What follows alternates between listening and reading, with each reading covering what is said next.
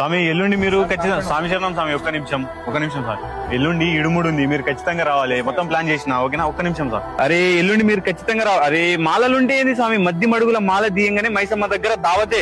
ఓ స్వామి మీరు మాలేసి తిని తాగనికేనా? అరే నా చెడవలాట్లు పోవాలి, ఇంట్లో కిరికిరి అవుతుంది, అప్పుల పాలైపోయినా నా అనుకునే నన్ను దేక్కలేరు. కనీసం స్వామి మాలేసినా స్వామి చూసుకుంటాడేమో. అరే మీరు మర్చిపోతారా? 41 రోజులు 3 పూటలు స్నానం చేసి నిష్టగా పూజ చేసి ఇడుముడు తీసుకొని మాల మెళ్ళ నుంచి వెళ్ళంగానే సిగరెట్ గుడి పక్కనే సిగరెట్ తాగుంటా పోగొదులుతారా?